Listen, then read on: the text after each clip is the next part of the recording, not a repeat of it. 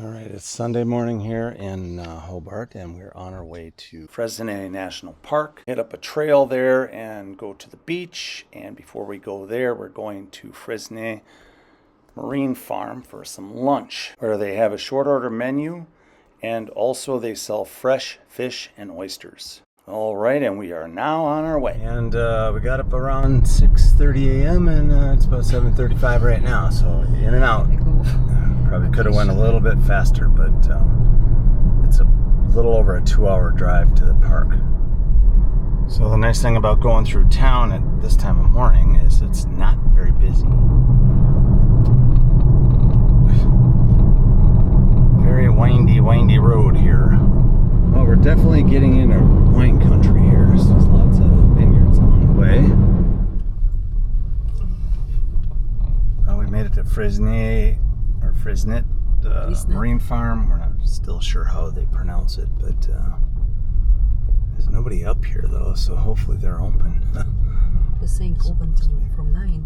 Okay. All right. Parking is over here. Kind of an interesting name for a place, huh? Marine Farm. Bunch of different wine that they have available. This is their area inside. We are literally the only ones up here at the moment. All right, and this is their counter where you order your food from. It's a display case that shows their fresh fish. Yeah, it's a really cute place, honestly. I was pleasantly surprised. Honestly, the food was really good too.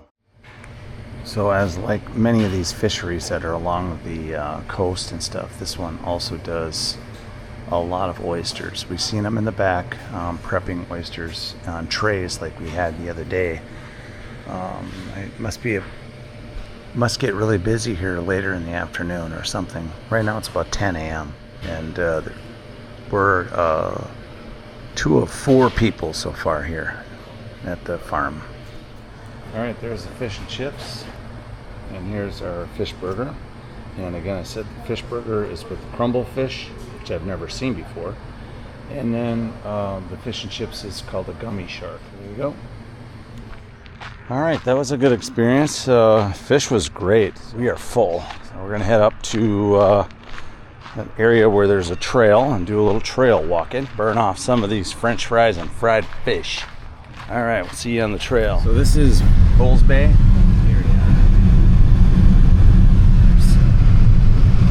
National Park. Okay, we're in the national park here, so we have to get a park pass. We're at the visitor center. This is not where we're going to start our walk. We're going to another area, but we have to go get a park pass. This is called Wineglass Bay Trail that we're going on to. And look what we found, a tour bus. All right, when you get into the park, you basically have to pay a parking meter box is what you're doing. So you need your license plate, you put that in, and you get your ticket and put it in the car. So that's how the parking works here. Okay, when you leave the parking lot, and now we're on the trail, you can see it's a dirt trail basically. So here we go. A couple hours in here, and then we have hopefully a fantastic wine tour. Look at that tree. Isn't that cool? That's badass looking. All right, as soon as you think the trail is nice and comfortable, you gotta go upstairs. All I can say is Wineglass Bay Lookout. Better be pretty flippin' awesome. All right, we got to Coles Bay Lookout. Wineglass Bay Lookout is another 20 minutes further. So let's go take a look.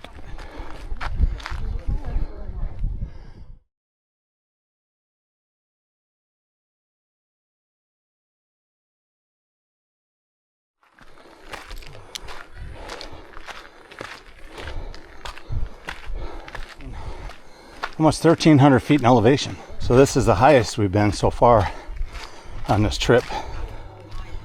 Oh, yes. More stairs. Oh, okay.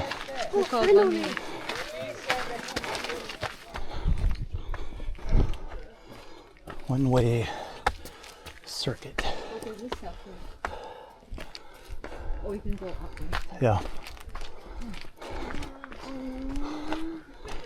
I think just because of the crowds, they want you to basically go one way.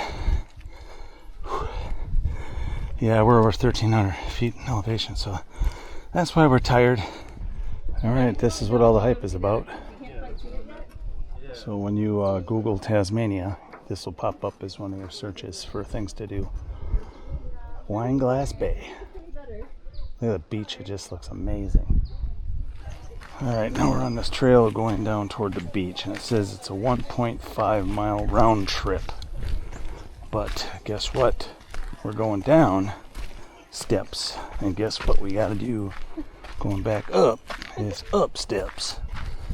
And we are going to be dying.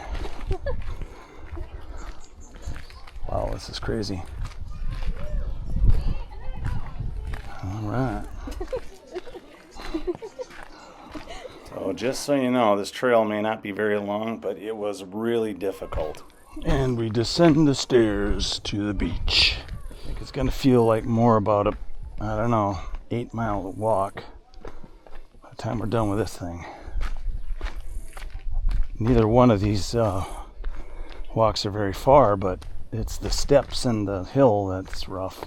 So as we are always out and about on our trips, and we're not about cushy stagecoach tours, we do a lot of it by foot. So here we are in Tasmania, going to the beach. You looked at it this way, you can't just look at it from above, you gotta go down and feel it.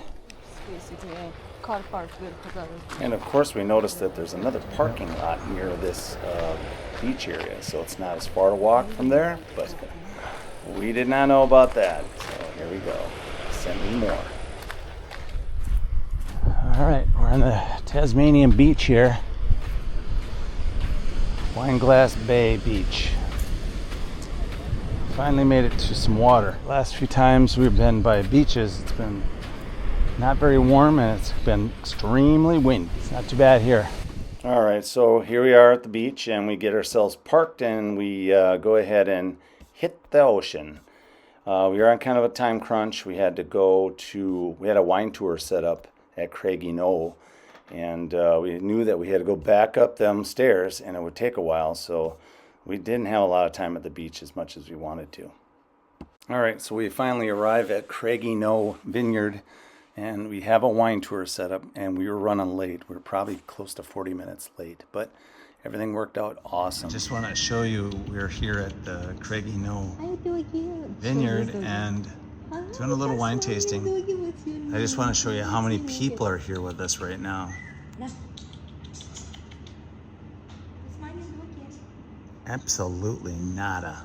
They did have a few people in this tent when we got here, but they all left.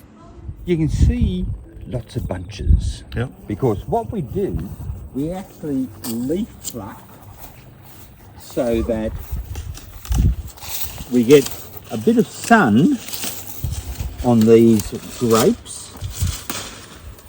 because we just need an extra little bit of sun just on this side so they don't get sunburned. Tomorrow morning the sun's going to come up, it's going to shine, it's going to help them ripen.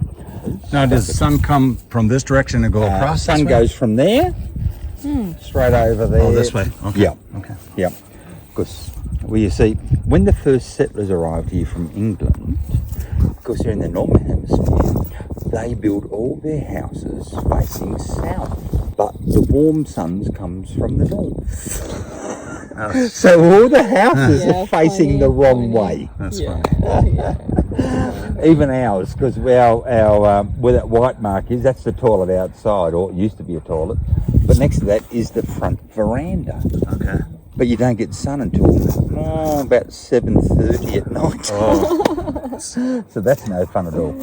But the other thing with this is what we did 2 years ago is we put this new wire through, which is what we call a fruiting wire. And so if you see, there is an arm coming along that way. This one's coming along there. And across this way, there's another arm coming. But only 3 years ago, we had all the fruit on this one wire down here. Okay. So if you can imagine all this fruit ends up down here, all this fruit ends up down here, it only takes 3 drops of rain and botrytis starts. So by separating it, they get much better airflow. It works so much better. And these guys crop at about 14 tonnes to the hectare. So you're about 2.5 acres, you get 7 hectares, 7 tonnes of fruit. Yeah. So very prolific croppers, and they are looking magnificent. It does look really good. Yeah. And so we're still 6 weeks away from picking at the early. Cabernet Sauvignon and Cabernet Franc. But before the 2 years we took over, nothing happened in the vineyard. So all these vines were hanging up over the top, hanging down, touching the ground. We had to come through with hedge cutters before we could start pruning down here. And it took us 2 years to get our first vintage off. And in the first year we got 500 kilos off here. Second year we got 600. We should have been getting 4 tonnes. So we said it's too far diseased. We're going to put it out. We'll put Riesling in here. Up over the back there, that big block that used to be Cabernet Sauvignon. Around the corner was Cabernet Sauvignon. Over here was Merlot, Petit Verdot, Cab Franc, Cabernet Sauvignon. So that's all now Pinot. Because the original owner, John Oswick, he loved Bordeaux style Pinot, Bordeaux style Cabernet, and he would have planted the whole vineyard. But thankfully, out of 5 hectares, he put in 4 hectares of Cabernet Sauvignon and its friends, 0.2 of Riesling, and 0.8 of Pinot. And I said to him, why only 0.2 of Riesling? And he said, because I don't make barbecue wine. Fair enough. Sure enough. So, move out of the way, dog. Move out of the way. Yeah. You can see the drippers working. So there's one every 600 millimetres. And it's just that little dot there. So that delivers 2.6 litres of water per hour. So it's kind of breathing continuously, right? He's finding his tail. Get it! Get it! Don't put up with it. Get it! Fight it!